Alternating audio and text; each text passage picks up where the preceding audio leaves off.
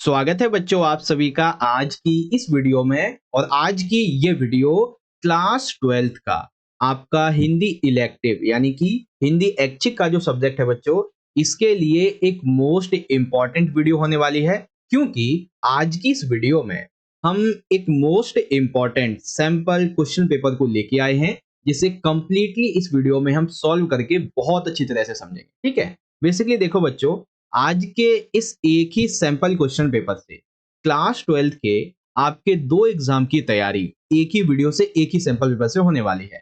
सबसे पहला तो जैसा कि आपको पता है कि कल यानी कि 19 दिसंबर को आपका हिंदी इलेक्टिव जो सब्जेक्ट है, इसका प्री बोर्ड का एग्जाम होने वाला है। ठीक है, कल आपका प्री बोर्ड का एग्जाम होने वाला है, तो इसके लिए ये सैंपल पेपर बहुत ज्यादा इंपॉर्टेंट है। और साथ ही 2024 में 19 फरवरी को आपका जो सीबीएसई का बोर्ड का एग्जाम होने वाला है, उसके लिए भी ये सैंपल पेपर बहुत ज्यादा इंपॉर्टेंट रहने वाला है। क्योंकि इसके अंदर हम जो भी क्वेश्चन को डिस्कस करेंगे बच्चों, वो मोस्ट इंपॉर्टेंट और सिलेक्टेड क्वेश्चन है जो पिछले 10 साल के पेपरों में पूछे जा चुके हैं। ठीक है, तो आपका चाहे प्री बोर्ड या फिर बोर्ड हो, उसमें इन क्वेश्चन के डिट्टो रिपीट होने के बहुत ज्यादा चांसेस बनते हैं। बहुत सारे क्वेश्चन आएंगे आपके पेपर में, इसीलिए मैं आपसे बस एक ही रिक्वेस्ट करता हूं हमेशा कि सैंपल क्वेश्चन पेपर की वीडियो को कंप्लीटली एंड तक जरूर देखा कीजिए, हर एक क्वेश्चन के आंसर को समझने के लिए। ठीक है, चलिए देखिए, पेपर जो है वो आपका 3 घंटे का आएगा और पेपर आएगा आपका 80 नंबर का। पेपर के अंदर आपके दो खंड होंगे। ठीक है, एक रहेगा खंड आ, जिसमें वास्तुपरक यानी कि बहुविकल्पीय प्रश्न होंगे एमसीक्यू वाले। ठीक है, फिर आएगा खंड बा, जिसमें वास्तुनिष्ठ यानी कि वर्णात्मक प्रश्न होंगे। ओके, पेपर के अंदर टोटल आपसे 14 प्रश्न पूछे जाएंगे। कैसे कैसे, ध्यान से देखिए। खंड आ के अंदर आपसे 40 वास्तुपरक प्रश्न यानी कि टोटल आपसे 40 एमसीक्यू पूछे जाएंगे। बात करें क्वेश्चन की, तो टोटल आपसे इसमें 6 क्वेश्चन होंगे। ठीक है, उसके बाद खंड बा जो है, इसके अंदर आपके वर्णात्मक प्रश्न होंगे यानी कि टोटल आपके 6 क्वेश्चन इसके अंदर होंगे, जिसमें आपका रचनात्मक लेखन हो गया, अव्यक्ति माध्यम, सैप्संग व्याख्या, काव्यांश से संबंधित व्याख्या। ठीक है, क्वेश्चन आंसर, आपकी सेकंड किताब से क्वेश्चन आंसर, वो सभी इसमें आ जाते हैं। ओके, तो देखो हम क्या करेंगे, इस पेपर को बेसिकली हम दो वीडियो में समझेंगे। आपके हिंदी के एग्जाम के लिए ये हमारा सैंपल पेपर नंबर 2 है। ठीक है, और ये 2 का हमारा पार्ट 1 का वीडियो है। ठीक है, पार्ट 1 है, जिसके अंदर हम खंड आ के हर एक क्वेश्चन को समझेंगे। जो आपके गद्यांश काव्यांश होते हैं, इसकी हम प्रैक्टिस भी करेंगे अच्छे से, ताकि आपकी प्रैक्टिस हो जाए। ठीक है, चलिए शुरुआत करेंगे। आगे बढ़ने से पहले, अगर आपको और भी अपने सैंपल पेपर की वीडियोस देखनी है, तो यहाँ पे आई बटन में एक प्लेलिस्ट होगी। ठीक है, प्री बोर्ड सैंपल पेपर की, आप वहां से जाके हर एक सब्जेक्ट के प्री बोर्ड के सैंपल पेपर देख सकते हैं, सीबीएसई बोर्ड के भी। ठीक है, चलिए देखिए, सबसे पहला हमारा यहाँ पे आ जाता है खंड आ, जिसके अंदर हमारे वास्तुपरक यानी कि एमसीक्यू वाले क्वेश्चन। ओके, देखिए पहला क्वेश्चन हमारा इस तरीके से रहेगा। हमें एक गद्यांश दिया जाएगा, उसे ध्यानपूर्वक पढ़ना है, फिर आगे देखना है। तो देखो, सबसे पहले एक चीज आप ये समझो, चाहे आपका कोई भी गद्यांश हो या फिर पद्यांश हो, ठीक है, यानी कि काव्यांश वाला, तो सबसे पहले आप क्या कीजिएगा, पेपर जब मिले आपको, तो आप उसे पहले अच्छे से स्टडी कर लेना। ठीक है, क्योंकि जब आप स्टडी करोगे तो आपको पता लग जाएगा कि कौन सी बात कहाँ पे दी हुई है। साथ ही जो बात आपको इंपॉर्टेंट लगती है, आप उसको मार्क करते चलो या फिर आप उसे अंडरलाइन करते चलो। एग्जाम्पल के जरिए भी मैं आपको समझाऊंगा। ठीक है, देखिए जैसे हम यहाँ पे पढ़ते हैं, सुचारित्र के दो सशक्त स्तंभ हैं। पहला है सुसंस्कार, दूसरा है सत्संगति। सुसंस्कार भी पूर्व जीवन की ससंगति व सत्कर्मों की अर्जित संपत्ति होता है। ठीक है, तो ये इंपॉर्टेंट वर्ड है हमारे लिए। संसगति जो है, वो वर्तमान जीवन की दुर्लभ विभूति है।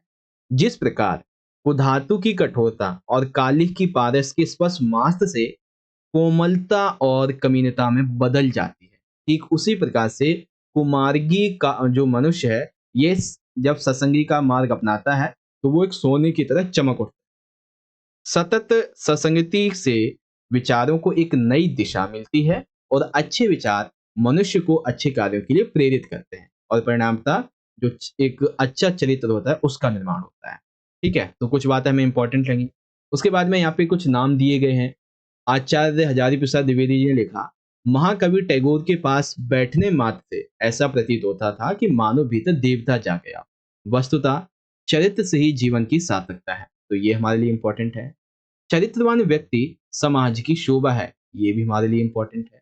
सो चरित्र से व्यक्ति ही नहीं, समाज भी सुवासित होता है, इससे राष्ट्र भी यशस्वी बनता है। विदुर जी की उक्त शिक्षा सत्य है कि सुचारित्र के बीज हमें भले ही वंश परंपरा से प्राप्त हो, लेकिन जो चरित्र निर्माण है ये व्यक्ति के अपने बलबूते पर होता है। ठीक है,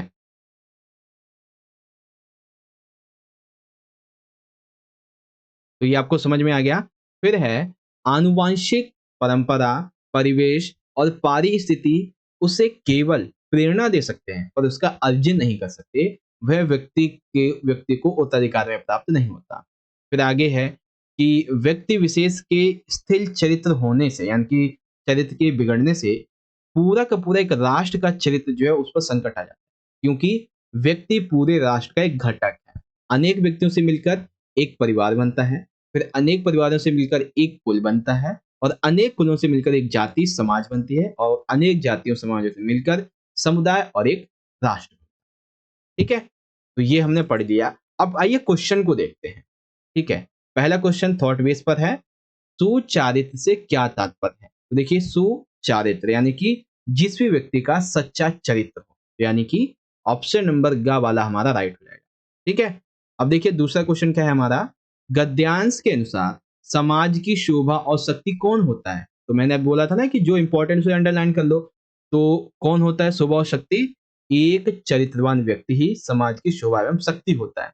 देखा ना, जो इंपॉर्टेंट था हमने अंडरलाइन किया, तो आगे से एकदम अच्छे से वही। तो कौन सा बोल लेंगे? जो व्यक्ति चरित्रवान होते हैं वही समाज की शोभा और शक्ति होता है। दूसरा, पूर्व जीवन की सत्संगति व सत्कर्मों की अर्जित संपत्ति किसे कहा गया है? तो सिंपल सी बात है, ये हमारे सुसंस्कारों को कहा गया है। ठीक है, उसके बाद धातु की कठोरता और कालिख किसके स्पर्श मात्र से कोमलता और कमीनता में बदल जाती है? तो देखते हैं भाई, अभी मैंने आपको बताया था किसके, पारस के स्पर्श मात्र से। ठीक है, देखा हमने अंडरलाइन किया ना, तो हमें कितने अच्छे अच्छे तरीके से आंसर आसानी से मिल गया। ठीक है, तो आपका ये घा वाला राइट है। उसके बाद जो चरित्र का निर्माण है ये किसके द्वारा संभव होता है? तो अभी मैंने आपको बताया ही था, चरित्र का निर्माण बेसिकली किसके द्वारा संभव होता है? ये देखो, अपने बलबूते पर यानी कि स्वयं के द्वारा ही चरित्र का निर्माण होता है। तो क्या बोलेंगे हम? ऑप्शन नंबर गा, ये सही है। ठीक है, अब देखिए निम्नलिखित गद्यांश के अंतर्गत किसका उल्लेख नहीं है? ठीक है, यहाँ पे जो लेखक दिए गए हैं इन इसमें किसका उल्लेख नहीं है? तो देखो, एक तो है आचार्य हजारी प्रसाद द्विवेदी, महाकवि टैगोर और विदुर जी, ये तीन तो हमको मिल गए। लेकिन यहाँ पर देखो क्वेश्चन के अंदर क्या कहा गया है, प्रेमचंद के बारे में। तो ये वाला नहीं है, क्योंकि ये तीनों तो उसमें दिए गए हैं। ठीक है, उसके बाद यहाँ पे आ जाता है हमारा सातवां क्वेश्चन, अनेकों अनेक जातियां और अनेकों अनेक समाज जो समुदाय हैं ये मिलकर किसका निर्माण करते हैं? तो अभी हमने देखा था ना किसका, एक राष्ट्र का निर्माण करते हैं। आठवां क्वेश्चन, चरित्र से ही जीवन की सार्थकता है, लेखक ने ऐसा क्यों कहा है? क्योंकि एक जो अच्छा चरित्र है वो व्यक्ति को समाज में सम्मान दिलाता है, साथ ही एक अच्छे चरित्र से एक अच्छे मजबूत राष्ट्र का निर्माण भी होता है। यानी कि आपका घा वाला ऑप्शन राइट हो जाएगा। ठीक है, उसके बाद किसी भी पूरे राष्ट्र का जो चरित्र है इस पर संकट कब उत्पन्न होता है? तो अभी हमने देखा था भाई कि संकट कब उत्पन्न होता है, जब किसी व्यक्ति विशेष का चरित्र स्खलित हो जाता है, यानी कि वो बिगड़ जाता है। तो हम क्या बोलेंगे? जब वह व्यक्ति कुचारित्र हो जाता है, देश से गद्दारी करने लगता है तब। ठीक है, 10वां क्वेश्चन, आनुवंशिक परंपरा, परिवेश, परिस्थिति व्यक्ति को क्या देते हैं? ठीक है, तो ये ऐसे व्यक्ति को क्या देते हैं? ये उसे प्रेरणा देते हैं। ठीक है, तो ये हो गया आपका पहला वाला जो गद्यांश था इससे संबंधित एमसीक्यू। ठीक है, एक चीज आप हमेशा याद रखिएगा कि जब भी आपको क्वेश्चन पेपर मिले तो आप सबसे पहले अपने गद्यांश को पढ़िए, जो बात आपको लगती है कि ये इंपॉर्टेंट है उसे अंडरलाइन कीजिए, फिर क्वेश्चन को पढ़िएगा। ओके, चलिए अब बात करते हैं दूसरे क्वेश्चन की। इसमें हमें एक पद्यांश दिया गया है, ठीक है, काव्यांश टाइप में, उसे पढ़ना है। तो पढ़ते हैं इसे। चिड़िया तू जो मगन, धरा मगन है गगन मगन, फैला ले पंख जरा, उड़ा तो सही, उड़ तो सही बोली पवन। अब जब हौसले हैं घोंसलों से आई निकल, चल बड़ी दूर बहुत दूर जहां तेरे सर। वृक्ष के डाल दिखे, जंगल ताल दिखे, खेतों में झूम रही धान की बाल दिखे, गांव देहात दिखे, रात दिखे, प्रात दिखे, खुलकर घूम यहाँ यहाँ नहीं, घर की घुटन, चिड़िया जो तू मगन। राह से राह जुड़ी पहली ही बार उड़ी, भूल गई गैल गली जाने किस ओर मुड़ी, मुड़ गई जाने किधर, गई जिधर देखा उधर, देखा वहां खोल नयन, सुमन सुमन खिलता चमन। तो ये बेसिकली एक चिड़िया की आज़ादी के ऊपर है। क्वेश्चन देखते हैं क्या दिया गया है। क्वेश्चन में सबसे पहला ये है बच्चों, काव्यांश में मगन कौन है? ठीक है, तो काव्यांश में कौन मगन है? चिड़िया ज्योतु है मगन। ठीक है, तो कौन मगन है? चिड़िया मगन है। ठीक है, दूसरा क्वेश्चन, फैला ले पंख जरा उड़ तो सही, यह कथन किसने कहा? तो आ जाइए ढूंढते हैं इसको।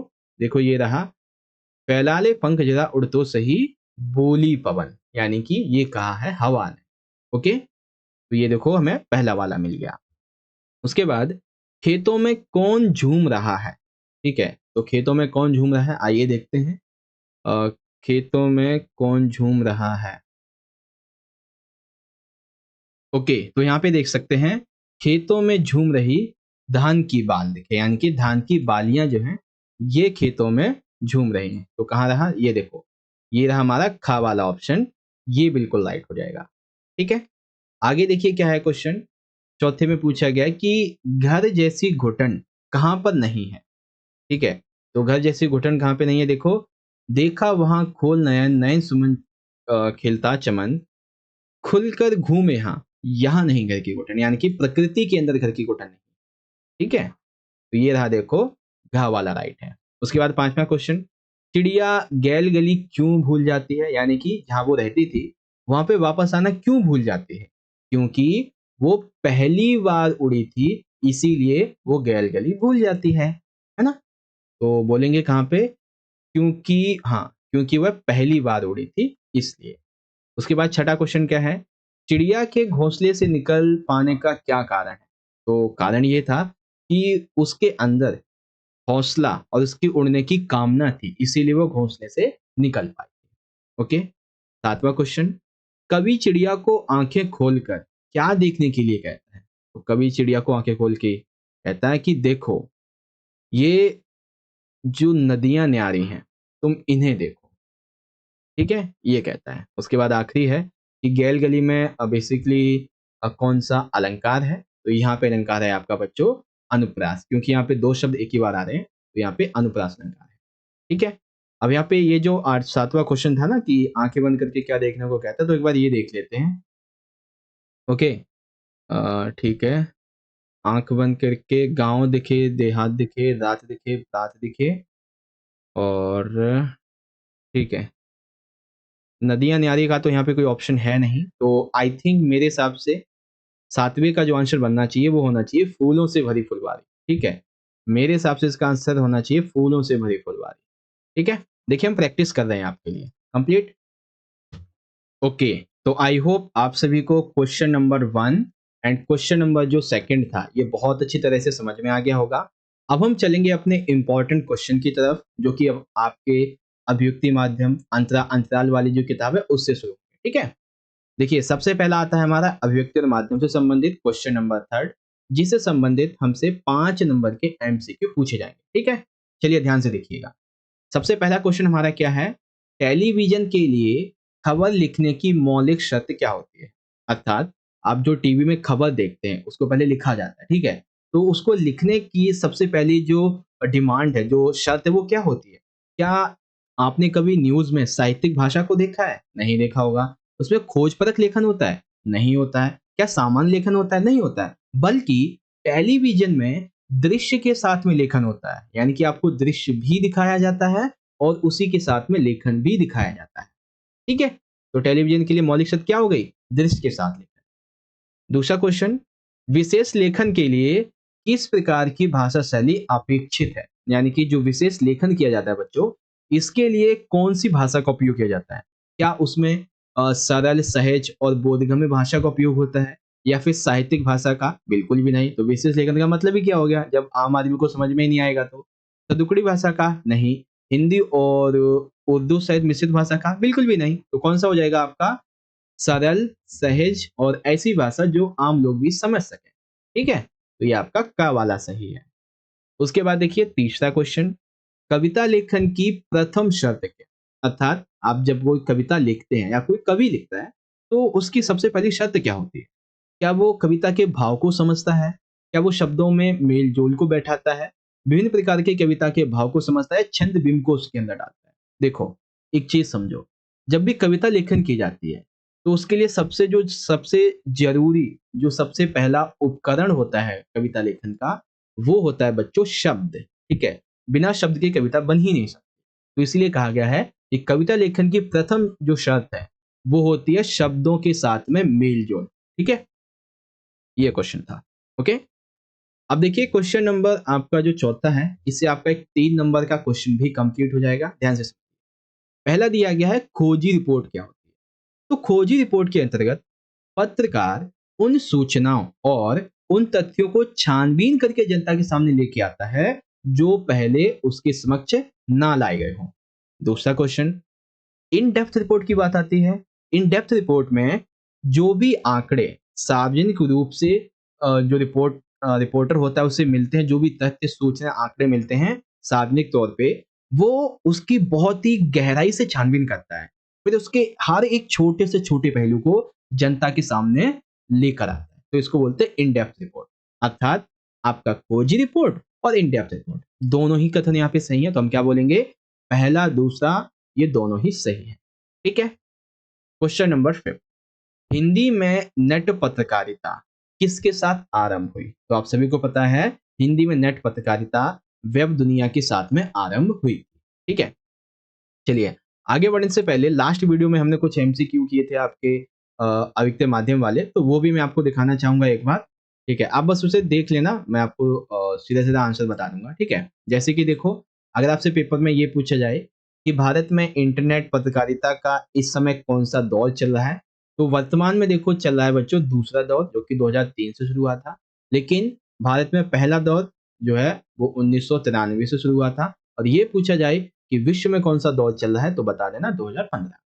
ठीक है, वॉचडॉग पत्रकारिता क्या होती है, तो किसी भी विभाग के कामकाज पर पैनी नजर रखे उसके घोटाले गड़बड़ी का पर्दाफाश करने के। ठीक है, भारत में पंचतंत्र ग्रंथ की कहानियां बहुत ही ज्यादा लोकप्रिय हैं।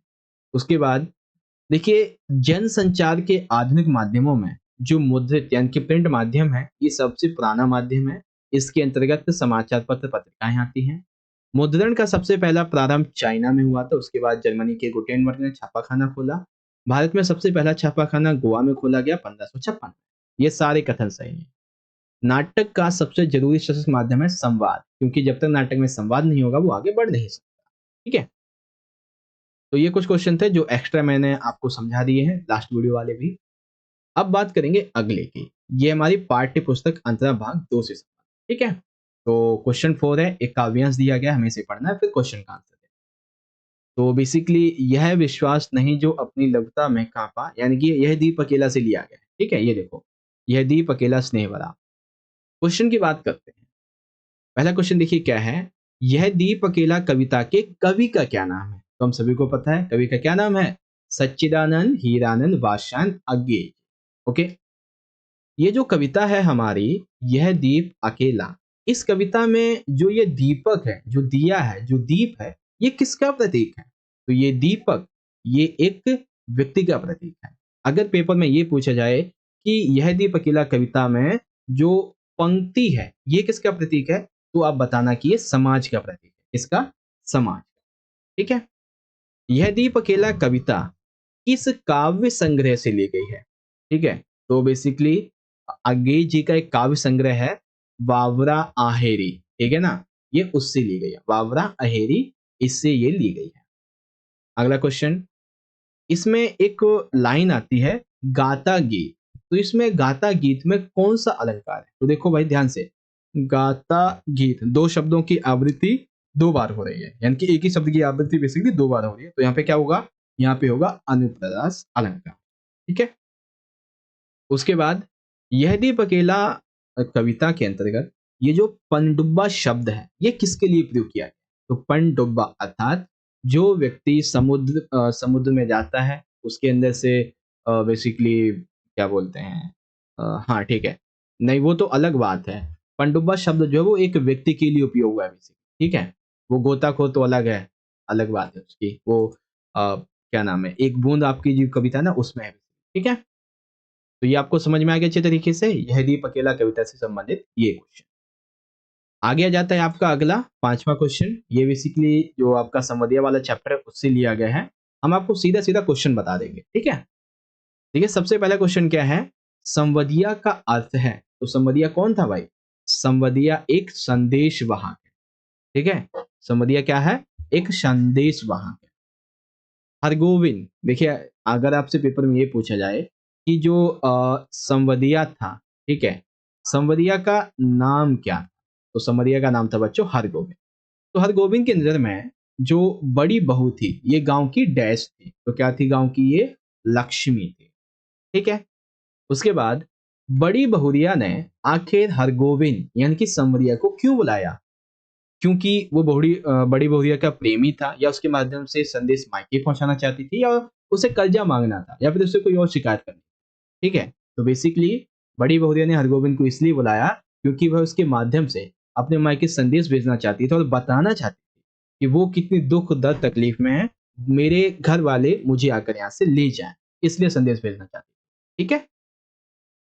चौथा क्वेश्चन, बड़ी बहुरिया दुख और तकलीफ से क्यों गुजर रही थी, क्योंकि वो उधार नहीं चुका पा रही थी। और उधार क्यों नहीं चुका पा रही थी, क्योंकि पति की मृत्यु हो गई थी, साथ ही अब बंटवारा भी हो गया था। तो इन सभी कारणों की वजह से वो बहुत ही ज्यादा दुख दर्द तकलीफ पीड़ा में गुजर रही थी। मतलब कि आपका घा वाला ऑप्शन बिल्कुल सही है, ठीक है। अब जब संवदिया उसका संवाद लेके उसके ससुराल जाता है, तो एक क्वेश्चन आता है कि संवदिया अपना संदेश आके इसके ससुराल में कह क्यों नहीं पाया, सॉरी मायके में क्यों नहीं कह पाया, ठीक है। क्योंकि वह भूल गया, या फिर बड़ी बहुरिया के जो भाई थे उनसे डर गया, या मक्कारी दिखा रहा था, नहीं। बल्कि अगर वो ये संवाद सुनाता कि बड़ी बहुरिया हमारे गांव की जो है वो कितनी ज्यादा दुख दर्द तकलीफ में है, तो इसके अंदर संवदिया को अपने गांव की बेइज्जती लग रही थी, इसलिए उसने नहीं कहा, ठीक है। ये कॉन्सेप्ट था आपका बेसिकली। तो आई होप हरगोविंद से संबंधित ये सारे के सारे आप समझ गए अच्छे तरीके से। अब बारी आती है हमारी अगली किताब की, ठीक है, जो कि है पूरक पाठ्य पुस्तक अंतरा भाग 2। इससे संबंधित आपके टोटल 7 एमसीक्यू आएंगे, ठीक है। पहला एमसीक्यू क्या है बच्चों, सूरदास की झोपड़ी किसने जलाई थी, ठीक है। सुभागी नहीं, ये सुभागी तो बेसिकली सूरदास की झोपड़ी में शरण लेने के लिए आई थी। जगधन ने जलाई थी, बिल्कुल भी नहीं, बल्कि सूरदास की झोपड़ी भैरव ने जलाई थी। क्यों जलाई थी, सुभागी को शरण दी थी उसने, ठीक है। सुभागी कौन है, भैरव की पत्नी है, ठीक है, ये चीज थी। उसके बाद दूसरा क्वेश्चन ये है कि जो बिस्कोहर की माटी पाठ है, इसके जो लेखक हैं, लेखक का क्या नाम है, लेखक का नाम है विश्वनाथ। क्या नाम है, विश्वनाथ, ठीक है। लेखक का नाम है विश्वनाथ। तो बिस्कोहर की माटी के लेखक विश्वनाथ के अनुसार जब उसके गांव में पहली वर्षा होती है, तो जब बच्चे भीगते हैं, लोग भीगते हैं, तो इस पहली वर्षा के भीगने से क्या होता है, सिंपल सी बात है, पहली जो हमारी वर्षा होती है वो कैसी है, वो एक अम्लीय वर्षा होती है, जिसमें बहुत सारे अम्ल धरती पर पानी रूप में आते हैं वर्षा के जरिए, ठीक है। तो इससे क्या होता है, इससे कई प्रकार की चर्म रोग यानी कि चमड़ी के रोग हो जाते हैं, ठीक है। उसके बाद तीसरा क्वेश्चन, अपना मालवा खाऊ जाड़ू सभ्यता पाठ के अंदर ये जो राष्ट्र में शिप्रा मिली, ठीक है, ये जो एक लाइन यूज की गई है, इसमें ये जो शिप्रा है ये क्या है बेसिकली, क्या शिप्रा मालवा की एक स्त्री है, क्या ये एक नदी है, क्या ये लेखक की बहन है, लेखक की पत्नी है। तो बेसिकली रास्ते में शिप्रा मिली, यह एक नदी का नाम है, ठीक है, यानी कि आपका खा वाला राइट है, ओके। अब देखिए चौथा क्वेश्चन, इसमें में विचार करना है। तो सबसे पहला देखो, यह खाओ जाड़ू सभ्यता यूरोप और अमेरिका की देन है, बिल्कुल ठीक है बात भाई, ये यूरोप अमेरिका की देन है। वे अपनी इसी पद्धति को बदलना भी नहीं चाहते हैं, तो ये भी सही है। वातावरण को गर्म करने वाली जो गैसें हैं वे सबसे ज्यादा यूरोप और अमेरिका से ही निकलती हैं, ऑलरेडी निकाली भी जा चुकी हैं। फिर भी इसी जीवन पद्धति का समझौता नहीं करना चाहते, यानी कि वो समझौता करने को भी तैयार नहीं है। तो मतलब कि ये चारों ही कथन हमारे सही हैं, तो यहाँ पे आपका घ वाला ऑप्शन राइट हो जाएगा, ठीक है। चलिए पांचवा क्वेश्चन, सूरदास के बारे में कौन सा कथन गलत है। तो देखो सूरदास में हार ना मानने की प्रवृत्ति थी, बिल्कुल ठीक है। सूरदास भैरव के ईर्ष्यालु स्वभाव से परिचित था, लेकिन फिर भी उसने सौभाग्य को शरण दी। सूरदास बहुत ही कर्मशील और परोपकारी व्यक्ति था, बिल्कुल ठीक है। लेकिन ये कहना कि सूरदास प्रतिशोध लेना चाहता था, ये यहाँ पे गलत हो जाएगा, क्योंकि सूरदास ने कभी भी प्रतिशोध लेने का सोचा ही नहीं।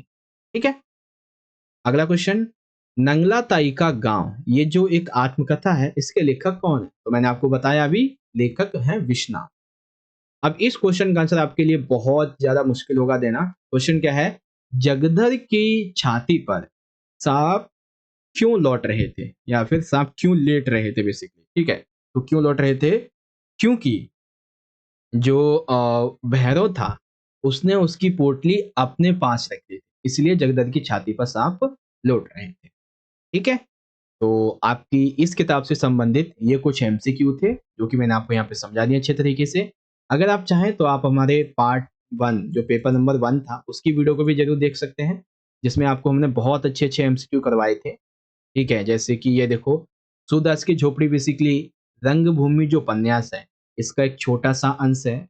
लेखक विश्वनाथ के अनुसार जो वर्तमान की सभ्यताएँ हैं, इसको बेसिकली नदियों ने जन्म दिया है। झोपड़ी जलने के बाद में सूरदास के मन में अचानक से एक आशा की किरण तब जगती है, जब वह मिठुआ की बात सुनता है कि खेलते हुए कि तुम खेल में रोते क्यों हो? खेल में हारना जीतना लगा ही है। ठीक है। फिर एक ये क्वेश्चन था, इसका आपका घ राइट था। लेखक प्रभात जोशी के अनुसार नर्मदा मैया के पास में जब वो बैठता है, तो उसे माँ की गोद में बैठने जैसा आनंद प्राप्त होता है। ठीक है। विस्कोर पाठ में हमें सभी का वर्णन मिलता है। भिखारियों के लिए धन संचय पाप संचय के समान है, ऐसा ग्रामीण सामाजिक दृष्टिकोण के कारण था। ठीक है। तो ये कॉन्सेप्ट था बच्चों, जो कि आपको यहाँ पे अच्छी तरीके से पता चले। अब इस पेपर का रहेगा हमारा अगला सेक्शन, ठीक है, जो कि हमारा खंड बा रहेगा, और खंड बा को हम पार्ट 2 की वीडियो में समझेंगे। पार्ट 2 की वीडियो बहुत जल्दी आ जाएगी, और साथ ही अगर आप ये चाहते हैं कि हम आपके लिए एक लाइव क्लास लें, तो आप सभी बच्चे ज़्यादा से ज़्यादा कमेंट करना कि सर जी लाइव क्लास लेनी चाहिए, और अगर लेनी भी है तो तकरीबन रात को 8 या 9 बजे के आसपास। ठीक है, आप सभी बच्चे मुझे कमेंट करके जरूर बताना, फिर उस हिसाब से हम आपके लिए लाइव क्लास अटेंड कर लेंगे।